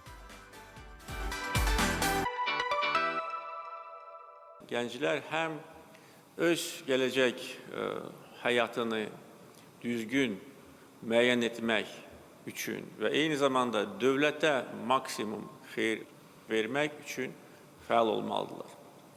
Və mən bu sözləri deməklə eyni zamanda Azərbaycan gənclərinə həm ürək sözlərimi deyirəm, həm də ki, təşəkkür sözümü deyirəm. Çünki bir çox hallarda xüsusilə Vətən müharibəsində gənclərin rolu həlledici olmuşdur və biz haqlı olaraq gənclərimizlə fəxr edə bilərik. Yəqin ki, dövlət və onun gələcəyi olan gənclər arasında bağlılığı, qarşılıqlı etimadı bu fikirlərdən daha dolğun ifadə etmək olmazdı. Bu sözlər gənclər üçün stimuldur, motivasiyadır, məsuliyyətdir. Daha çox uğurlara imza atmaq, daha da irəliyə getmək, əmin addımlarla hədəflərinə çatmaq üçün. Gənc nəslin problemlərinin həlli, onların cəmiyyətdə layiqli iştirakının təmin olunması üçün həyata keçirilən bütün tədbirlər Azərbaycan gəncliyini daha da işıqlı sabaha aparır. Bu yolda gənclərimizin ən böyük himayəçisi və dəstəkçisi məhz Prezident İlham Əliyevdir. Mən özüm də bu gənclər ordusunun bir nümayəndəsiyəm və düşünürəm ki, bugün Azərbaycan gəncliyinin sahib olduğu ən başlıca dəyər onun intellektual dövrün yeniliklərinə, çağırışlarına agah formada yetişməyindən əlavə, eyni zamanda özündə vətənpərvərlik, dövlətçilik, Azərbaycançılıq kimi dəyərləri də qoruyub saxlaya bilməsidir. Qarşıda duran Azərbaycan gəncliyinin üzərinə düşən ən böyük vəzifə də düşünürəm ki, cənab prezidentin həyata keçirdiyi bu gənclər siyasətinin verdiyi şanslardan, imkanlardan ən aktiv şəkildə istifadə edib, ölkəmizin, dövlətimizin inkişafı üçün var gücü ilə çalışmaqdır. Bu, peşəsindən, ixtisasından, sosial həyatda iştirakından asılı olmayaraq bütün gənclərin üzərinə düşən bir vəzifədir. Son illər Respublikamızda həyata keçirilən tədbirlər gənclərin hərtərəfli inkişafının təmin olunmasına, onların ictimai-siyasi fəallığının artmasına kömək edir. Azərbaycan gəncliyi ictimai həyatın bütün bölmələrində aktiv fəaliyyəti ilə seçilir. Siyasi, iqtisadi, humanitar, sosial tədbirlərin həyata keçirilməsində mühüm rol oynayırlar. Ölkəmizdə baxdıqda Azərbaycan gəncliyi bütün sferlərdə inkişaf edir və bunu mütləq qeyd etməyi özümə borc bilirəm ki, bunun cənab prezidentin də bir yol xəritəsi idi. Bu bizim qarşımıza qoyduğu ki, Azərbaycan gəncliyi artıq ölkənin aparıcı qüvvəsinə çevrilib və Vətən müharibəsi dövrünə baxdıqda biz elə Vətən müharibəsi dövründə də torpaqlarımızın Cənab Ali Baş Komandanın rəhbərliyi altında işğaldan azad olunması Azərbaycan gəncliyinin özünə məxsus bir yeri oldu.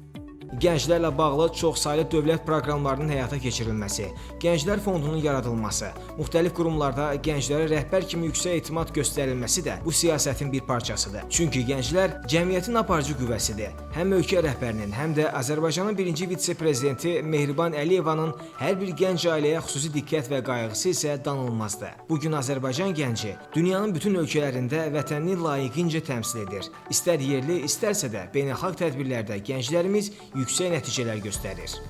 Ardıcıl qəbul olunmuş dövlət proqramları, Azərbaycan gəncliyinin inkişafının 2015-2025-ci illərdəki inkişaf strategiyasının qəbul edilməsi, eyni zamanda prezident mükafatının təsis edilməsi, Gənclər Fondunun yaradılması, yüksəliş müsabiqəsinin yaradılması, bütün bunlar Azərbaycan gəncliyinə ayrılmış diqqət və qayğının birbaşa göstəricisidir və Azərbaycan gəncliyi bunu hiss eləyir. Bütün varlığı ilə, bütün imkanlardan faydalanaraq bunu sübut eləyə bilir. Azərbaycan gənci ölkəsinə, xalqına, vətəninə, dövlətinin başçısına sadiqliyini 4 il əvvəl bir daha sübut etdi. 30 illik həsrətə, intizara, ağır acıya cəmi 44 gündə son qoymaqla, canını, qanını torpağın hər qarışına qurban verərək, Ali Baş Komandanın ətrafında sıx birləşib, onun əmrlərinə tabe olub, Azərbaycanın ərazi bütövlüyünü bərpa etdi. Vətənin igid və mərd oğulları. Dünyaya səs salan gənclərimizin bu şücaəti hər zaman dillərə dastan olacaq. Nilufər Səlim, Səbuy Sadiq, Telesəhər.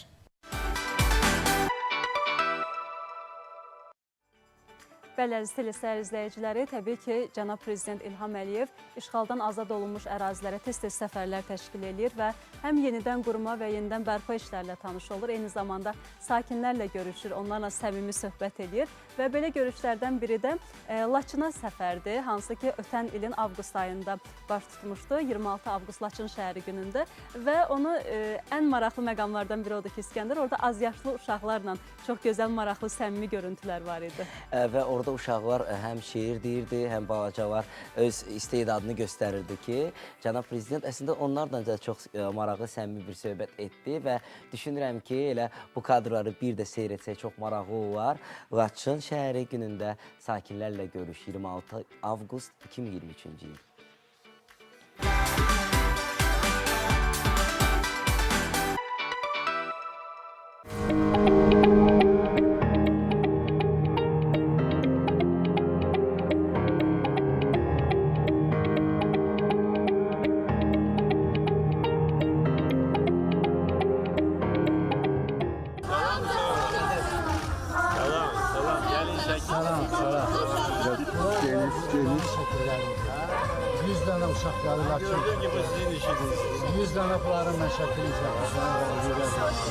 Hamısı Laçınlıdır. Hamısı köçüb gəlib. Hamısı köçüb gəlib.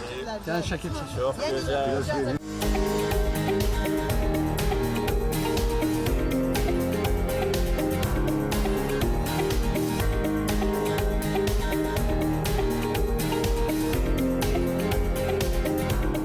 Məktəb açılacaq.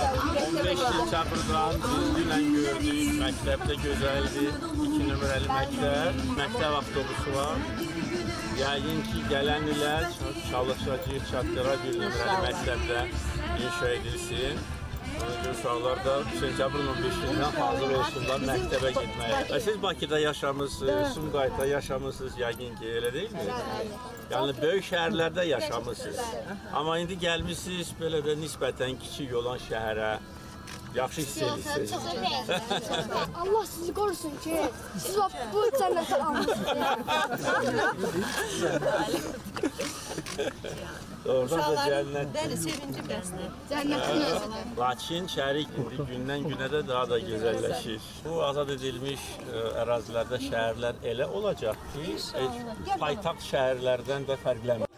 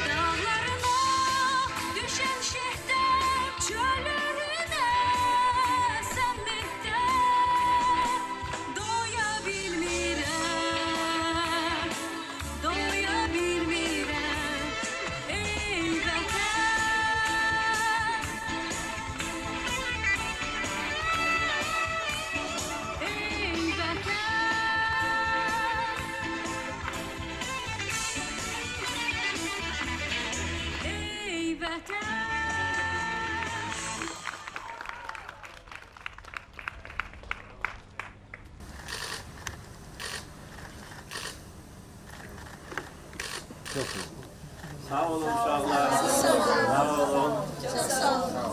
Sağ olun. Sağ olun. Çok sağ olun. Türk marşını, yani İstiklal marşını. İki kuplekliğini değil. Evet, dinle. Ben ezelden beri hür yaşadım, hür yaşanım. Hangi çılgın bana zincir vuracakmış şaşanım. Arkadaş yurduma sakıları uğratma sakın. Siberek gövdüne dursun bu hayasız akın. Korkmasın biz bu şafaklarda yüzen sancak. Sönmeden yurdumun üstünde duran en son ocak. O benim milletimin yıldızıdır parlayacak. O benimdir, o benim milletimindir ancak.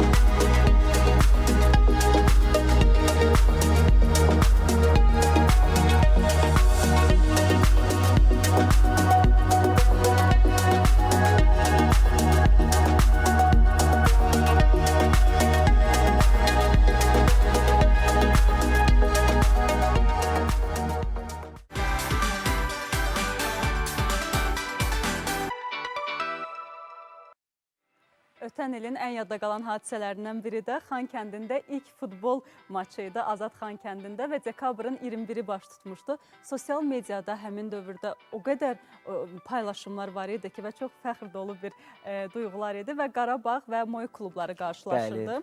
Ölkə kuboku uğrunda mübarizədə və Prezident İlham Əliyev də oyundan əvvəl futbolçularla görüşmüşdü. Eyni zamanda oyunu idarə edən hakimlə də görüşmüşdü və xatirə şəkil də çəkdirmişdi. Hətta topa da toxunuş var idi orada, onu da qeyd etmək lazımdır və cənab prezidentin məhz elə idmana da bağlı olan həm bağlılığı, həm eyni zamanda idmana dəstəyi həqiqətən də həmişə göz qabağındadır və əslində uzun illərdən sonra Xankəndi stadionunda o əsl Azərbaycan azərkeşinin biz gücünü gördük və çox maraqlı bir maç alınmışdı və Qarabağ futbol komandası əslində yaxşı bir nəticə göstərdi və düşünürük ki, əslində bu kadrları sizə bir də təqdim etsək xoş olar. Çünki media nümayəndələri, jurnalistlər, futbol şərhçiləri hamı o gün oradaydı və xüsusi bir Xankəndidə bayram var idi. Təklif edirik ki, elə sizinlə bərabər bu kadrları bir də seyr edək. 21 dekabr 2023-cü ilə qayıdaq və sonra davam edəcəyik.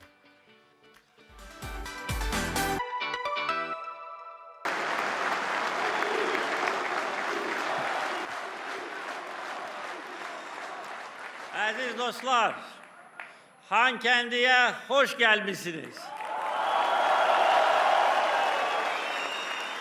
İlk dəfədir ki, işğaldan azad edilmiş ərazilərdə futbol maçı keçirilir.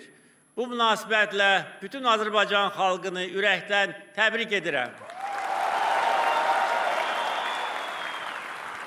Bugün qəhrəman şəhidlərimizin uşaqları, ailə üzvləri bizim yanımızdadır. Gəlin hamımız birlikdə onları salamlayaq.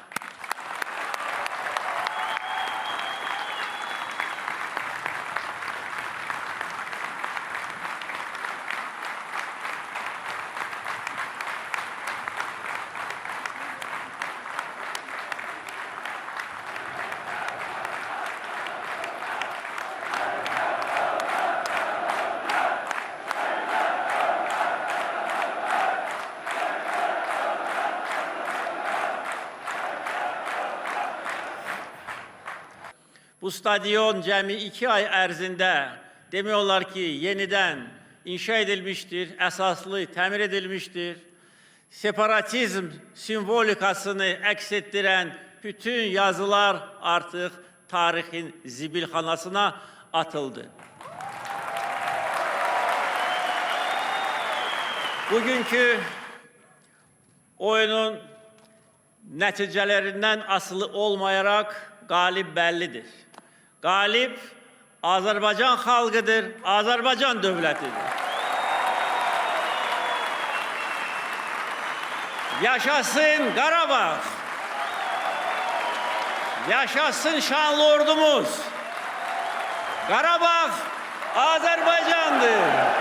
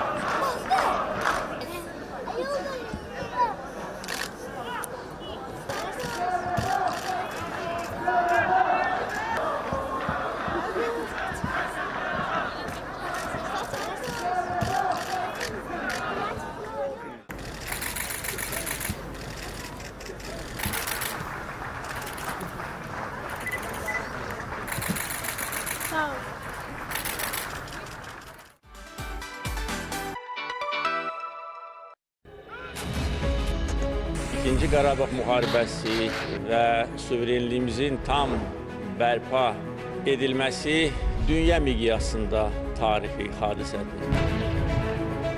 2020-ci ildə 44 günlük Vətən müharibəsi zamanı Azərbaycan ordusu döyüş meydanında 300-dən çox şəhər və kəndi Ermənistanın təxminən 30 il davam edən işğalından azad etmişdir.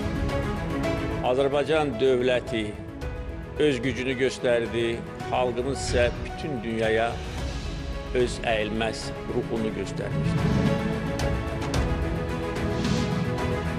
Növbəti illərdə qarşımızda duran əsas vəzifələrdən biri ordumuzun, silahlı qüvvələrimizin daha da gücləndirilməsidir. Bugün Azərbaycan ordusu 2020-ci ildəkindən daha güclüdür və cəmi bir neçə saat davam edən antiterror əməliyyatı bunun bariz nümunəsidir. Ordumuzun döyüş qabiliyyəti artır, texnika ilə təchizat lazımi səviyyədə təmin edilir və təmin ediləcək. Ermənistan və onun arxasında duran istənilən ölkə bilməlidir ki, bizimlə şantaj və ultimatum dili ilə danışmaq mümkün olmayacaq. İstənilən cavabı verməyə hazırıq, buna qadirik və hər zaman buna hazır olmalıyıq.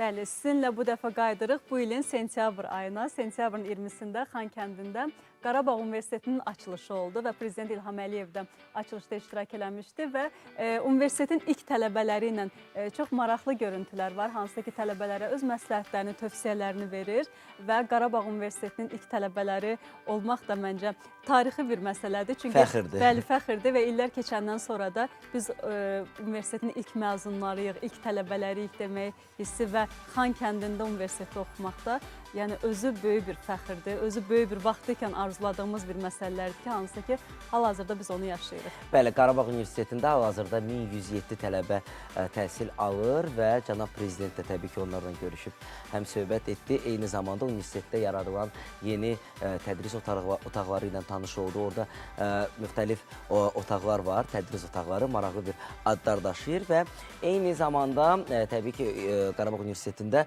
infrastrukturda çox yeni texnologiya ilə təmin olunub və düşünürəm ki, əslində Qarabağ Universitetində oxuyan tələbələr belə bax bu yaxşı təbii ki, təhsildən, keyfiyyətli bir avadanlıqdan maksimum dərəcədə istifadə edəcək və bilikləri sonradan artıq öz işində təqdim edəcək. Biz elə sizə Qarabağ Universitetindən olan görüntüləri təqdim etmək istəyirik. 20 sentyabr 2024-cü ildə ilk dəfə Qarabağ Universitetinin zəngi çalındı.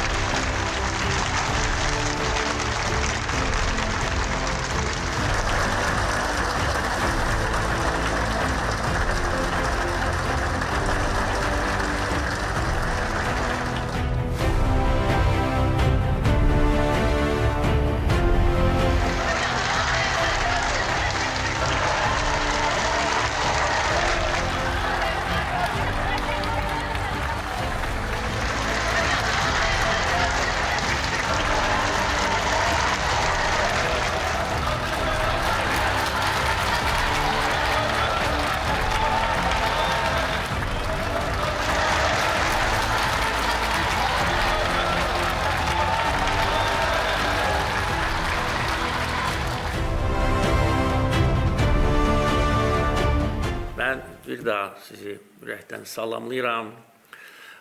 Azərbaycan tarixi haqqında mən çox danışa bilərəm. Çünki bu tarixi mən yaşamışam son 30 ilin tarixini və bugün Qarabağda, Azad Qarabağda olmaq, sizi görmək, yataqxanada, o balkonda tələbələrin deməli, gülər üzlərini görmək doğrudan da böyük xoşbəxtlikdir. Ondan bəlkə də böyük xoşbəxtlik ola bilməz. Müəllimlərə, tələbələrə uğurlar arzulayıram. Yaxşı işləyin, yaxşı oxuyun ki, hər zaman Azərbaycan zəfər çalsın. Hər zaman həm döyüş meydanında əgər lazım olarsa, həm iqtisadi sahədə, həm siyasi müstəvidə, hər bir yerdə Azərbaycan həmişə zirvələrdə olsun. Sizi təbrik edirəm. Sağ olun.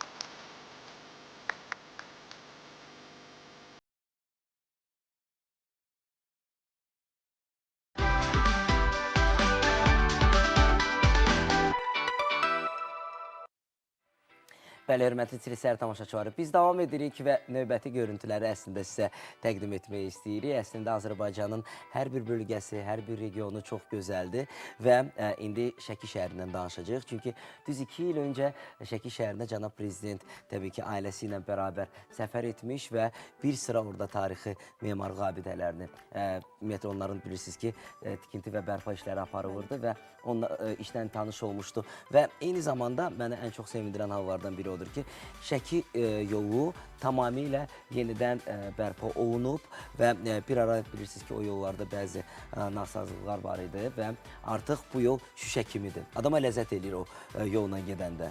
Bəli, 2022-ci ilin dekabrın 2-sində İskəndər sənin də qeyd elədiyin kimi Prezident İlham Əliyev, birinci xanım Mehriban Əliyeva və qızları Leyla Əliyeva Şəki şəhərinə səfər ediblər və orada Yuxarı Baş Milli Tarixi Memarlıq Qoruğu ərazisində aparılan təmir bərpa işlərlə tanış olublar və sosial mediada çox maraqlı görüntülər vardı o dövrdə. Çünki oradakı sənətkarlarla eyni zamanda şəhər əhalisi ilə də görüş var idi və sənətkarlar da təbii ki, öz sənət nümunələrini cənab prezidentə və onun ailəsinə təqdim edirdi. Gəlin birlikdə o görüntüləri təkrar izləyək.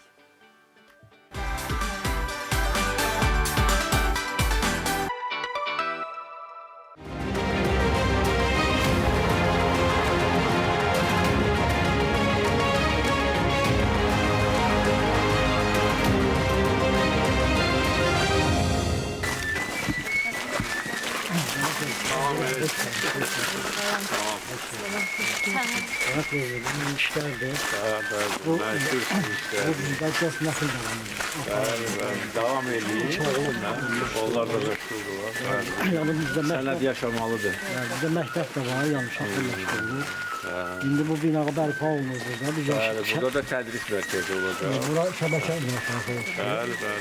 Onu bir suyun oxu böyle geniş olsun burada. Orada şimdi Fatih Müəllim orada şimdi aralık şimdi demek istedi. Bəli. Bu tərəfdə olmasa. Yaşmasıyı tabii. Burada yaşmasıyı. Burada bu. Tevfik müəllim bizə söz verirdi ki, ildə 10 şagird yetişdirəcək. Mütləq lazımdır.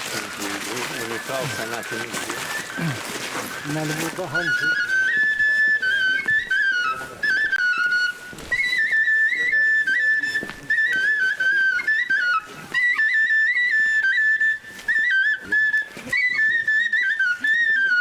Hoş geldiniz. Allah sizə Çok sağ olun, gözəl musiqi. Sağ olun. Həmişə Allah yaxşı gündə eləsin. Hamı olsun. Allah can sağlığı.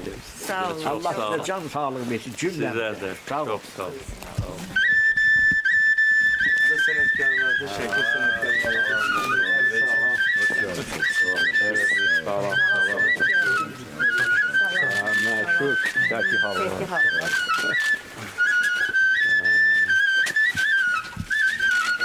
İşiniz necə gedir? Yaxşıdır. Qonaqlar çox gəlir. İndi bunlar hamısı bərpa olundan sonra daha çox gəlir. Allah can olsun, sağ olasın.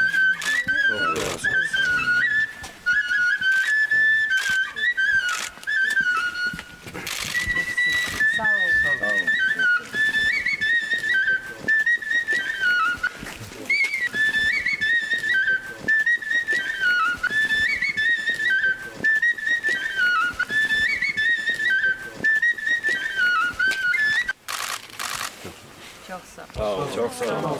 Salam verin. Salam. Salam.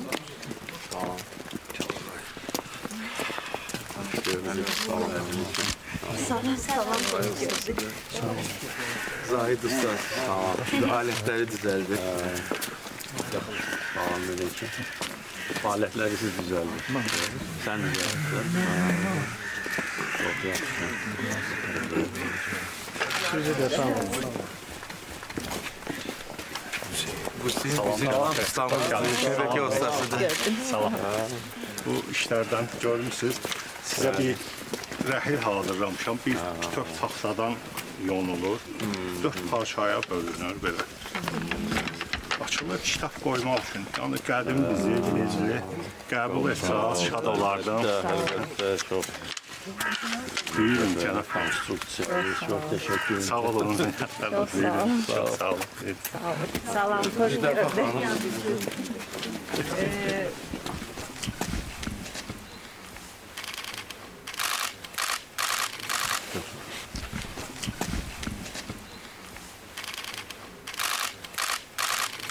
şükür. Allah canını sağ etsin. Gələn ayaqları var olsun. Allah sizlərin canlarını ömrü uzun desin. Allah sizi xoşbaxt eləsin. Oğlunuzda xeyli xoşbaxt eləsin. Göz odunur olsun. Sağ olun. Allah sizləri xoşbaxt eləsin. Sağ olun. Allah sizləri Azərbaycan, Azərbaycan. İçində də sizi. Sağ olun. Sizə minnətdarlıq, təşəkkürlər. Sağ olun. Allah canı olsun. Çok sağ ol. Sağ ol. Sağ ol. Allah sağ olun. Eyni yaxşı yollar, saxtalanma. Sağ olun.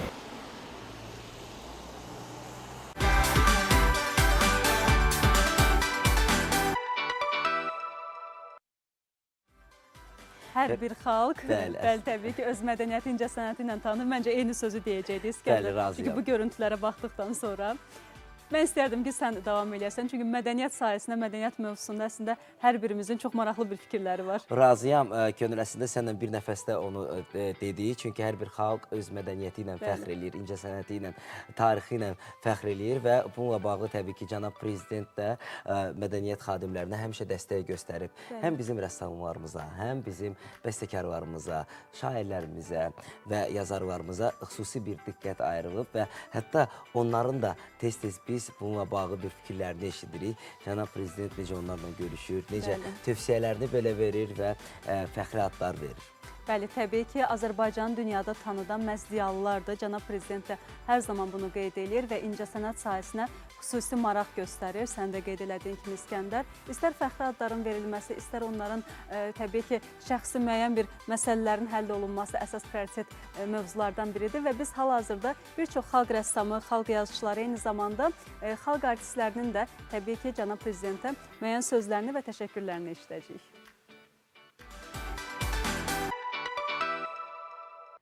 Azərbaycanı dünyada tanıdan bizim ziyalılarımızdır. Alimlərimiz, rəssamlarımız, şairlərimiz, yazıçılarımız, bəstəkarlarımızdır. Ölkə başçısının bu fikri mədəniyyət və incəsənət sahəsinə necə həssas yanaşdığının bir göstəricisidir. Sənət adamlarının uğuru əlbəttə ki, tamaşaçı sevgisi, alqışı, bir də onlara yaratmaq həvəsi verən dövlətin dəstəyi, qayğısıdır. İlham Əliyev Azərbaycan sənətinə də, ədəbiyyatına da, kinosuna da, teatrına da atası kimi çox qayğı ilə yanaşır və Azərbaycanın çiçəklənməsi üçün əlindən gələni əsirgəmir.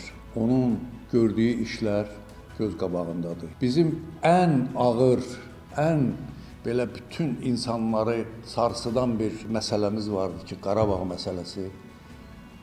Heç kim, mən təsəvvür eləmirəm bunu, həll eləyə bilməzdi. Aktyorların təqaüd məsələləri, aktyorların mükafat məsələləri və yaxud ev məsələləri, bunları hamısı ulu öndərdən gəlir. Və heç də bilirsiniz, bunu mən qeyd eləməliyəm ki, bir gözəl sözü var hal-hazırda möhtərəm prezidentimiz İlham Əliyevin ki, mən atamın yolunu davam edəcəyəm. Və bugünkü də görürsünüz ki, istər hərb sahəsində, istər iqtisadiyyat sahəsində, istərsə də mədəniyyət və incəsənət sahəsində o yola davam edir və o qayğını biz hiss edirik. Cənab Prezident İlham Əliyev hakimiyyətə gəldiyi ilk vaxtlarda deyirdi, xalqımızı xalq kimi, millət kimi qoruyub saxlayan bizim ənənələrimiz, ədəbiyyatımız, ana dilimiz və mədəniyyətimiz olub. Mədəniyyət, ədəbiyyat, milli musiqi, ana dilimiz, tarixi keçmişimiz. Biz bu sahələrə böyük diqqət göstərməliyik. Bilirsiniz, biz ölkə başçısının fəaliyyətində mədəniyyətə xüsusi diqqəti həmişə hiss eləmişik. Mədəniyyəti olmayan xalq, mədəniyyəti təsirli olmayan xalq heç bir sahədə qələbə qazana bilməz ki, ölkə başçısı təkrar bunu vurğulayıb bir çox tədbirlərdə. İstər muğam müsabiqələri, istər müxtəlif başqa layihələr ki, həm Heydər Əliyev Fondu tərəfindən, həm Mədəniyyət Nazirliyi tərəfindən həyata keçirilir. Yəni ki, ölkə başçısının siyasətinin bir hissəsidir ki, Azərbaycan öz milli mənəvi, mədəni dəyərlərini qoruyub saxlamalıdır. Bu, müasir qlobal dünyada əriyib itməmək üçün. Rəssamlar İttifaqında görüş olanda biz Fərhad Salxab deyilmişik. Qayıtlı mənə bilirsiniz, mən Leonardo da Vinci tanıyıram. Bir dənə rəssam bütün İtaliyanı dünyaya tanıtırım. Siz də çalışın, onun kimi sənətkar olun, dünyanı, Azərbaycanı tanıdın. Və deyə bilərəm səmimi ki, bizim cənab prezident İlham Əliyev nəinki Azərbaycan tarixində, dünya tarixində bir qəhrəman prezident kimi qalmış.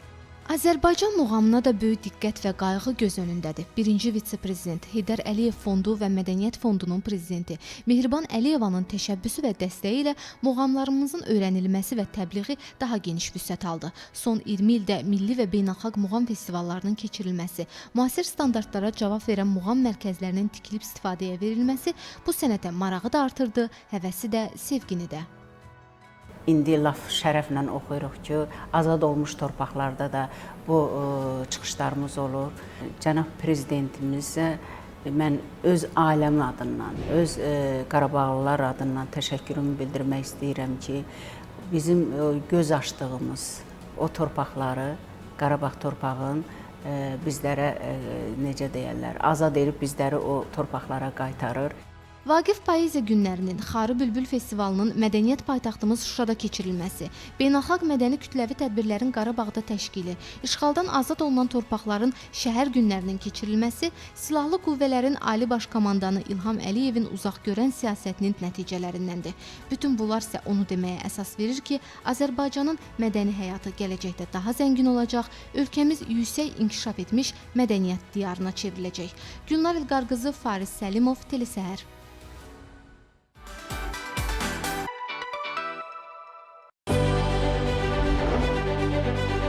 Qarabağ və Şərqi Zəngəzurda böyük qayıdış proqramı icra olunur. İşğal dövründə Ermənistan bu ərazilərdə bütün şəhər və kəndləri yerlə yeksan etmişdir. İndi isə bu torpaqlara həyat qayıdır. Azad edilmiş torpaqlarda aparılan işlər öz miqyasına görə xüsusi xarakter daşıyır. Heç bir başqa yerdə işğaldan, müharibələrdən əziyyət çəkmiş ölkələr bu sürətlə və bu keyfiyyətlə bərpa işlərini bugünə qədər aparmamışdır.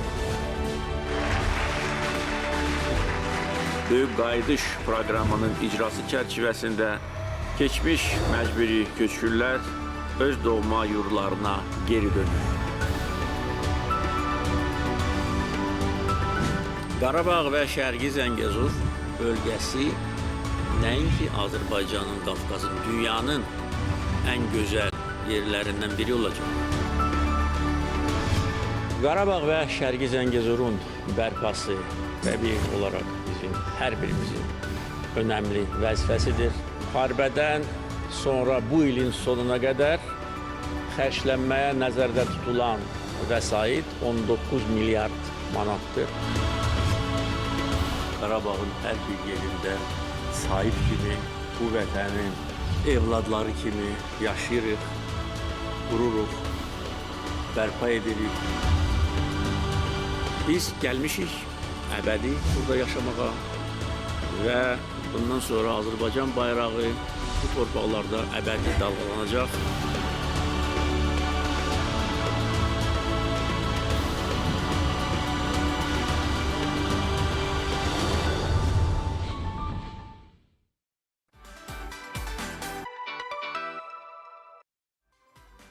Bəli, əslində bu kadrları yenə izləmək istəyirsən. Çünki fəxr və qürur dolu hisslər insanı bürüyür və düşünürəm ki, Xankəndi stadionunda biz hələ çox maraqlı bir oyunlar seyr edəcəyik. Dünyaca məşhur çempionatların finallarını görəcəyik. Niyə də yox? Çünki bunun üçün biraz zaman lazım olsa da biz Azərbaycanlı olaraq bir də sübut etdik ki, Azərbaycan tarixi və qələbəsi çox gözəldir. Bəli, təbii ki, 30 il ərzində bizim həsrətimizə artıq son qoyulub və Qarabağ Azərbaycandır, Qarabağ bizimdir və nəinki Xankəndində işğaldan azad olunmuş bütün ərazilərimiz hər zaman inkişaf eləyəcək, çiçəklənəcək. Çünki bunun üçün yetəri qədər gücümüz var, güclü iqtisadiyyatımız var. Bəli, əziz Telesəhər izləyiciləri, 3 saat ərzində sizinlə mən Könül və həmkarım İskəndər idi. Sabah eyni vaxtda, eyni saatda görüşmək ümidi ilə sağ olun, salamat qalın. Hələlik.